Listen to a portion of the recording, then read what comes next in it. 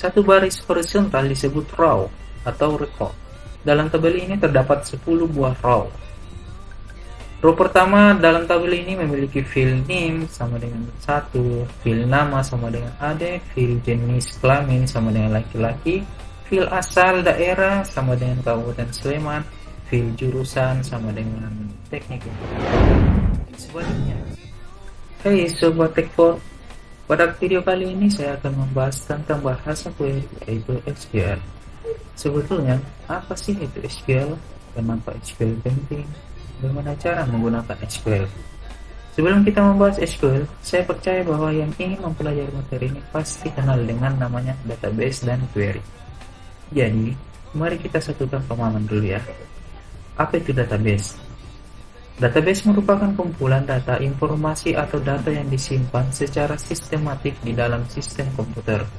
Secara sederhana, kita dapat katakan sebuah data yang kita punya, data itu ada di dalam database. Selanjutnya, bagaimana sih cara kita mengakses data dari dalam database? Untuk itu kita mengenal namanya query. Query merupakan request atau permintaan akan informasi yang tersimpan di database. Jadi, kita bisa ibaratkan dengan memesan sebuah rumah di developer perumahan. Kita memintanya untuk menambahkan dapur, WC, atau lantai 2. Bisa juga kita minta lantainya bercorak cantik dan keren. Nah, query ini merupakan sarana kita untuk mengatakan kondisi-kondisi apa yang kita inginkan dari data yang kita ambil dari database. Salah satu bahasa query yang umum yang digunakan dalam pengolahan data adalah SQL. SQL singkatan dari struktur query language. SQL merupakan sebuah data untuk komunikasi dengan data yang kita analisis. SQL dapat kita gunakan untuk menarik data dari sebuah database yang bertipe RDBMS. RDBMS merupakan singkatan dari Relational Database Management System. SQL dapat dipakai untuk manipulasi data di RDBMS. 1. Menambah atau create, 2. Membaca atau read, 3. Mengubah atau update, 4. Menghapus atau delete. Data dalam RDBMS disimpan sebagai sebuah tabel. Contohnya seperti ini. Tabel itu memiliki nama. Nama tabel dalam contoh kita ini adalah mahasiswa.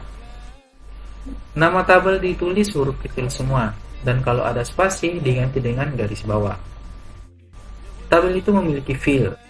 Dalam contoh ini, tabel mahasiswa memiliki 5 buah field, yaitu name, nama, jenis, kelamin, asal daerah, jurusan. Satu baris horizontal disebut row atau record. Dalam tabel ini terdapat 10 buah row. Row pertama dalam tabel ini memiliki field name sama dengan 1, field nama sama dengan ade, field jenis kelamin sama dengan laki-laki, field asal daerah sama dengan Kabupaten Sleman, field jurusan sama dengan teknik informatika. Sebaliknya, satu baris vertikal dalam tabel ini disebut kolom. Ada 5 kolom dalam tabel mahasiswa ini. Salah satunya adalah kolom dengan field jurusan, yaitu teknik informatika, manajemen, dan seterusnya. Nah, itulah gambaran umum tentang bagaimana data kita disimpan dalam sebuah tabel. Di dunia nyata, biasanya seseorang data scientist bekerja dengan banyak tabel, menghubungkan data dari satu tabel dengan tabel yang lainnya. Misalnya tabel mahasiswa ini dapat dihubungkan dengan tabel lain seperti tabel pembayaran kuliah atau UKT. Untuk mengetahui siapa saja yang telah membayar UKT-nya, semua ini dapat kita lakukan dengan menggunakan SQL. Baiklah guys, itulah penjelasan mengenai SQL. Di video berikutnya, kita akan membahas mengenai sintaks-sintaks dasar SQL yang dapat dipakai untuk membaca data dari database, serta bagaimana cara kita menuliskan kriteria-kriteria tertentu dalam SQL. Bye!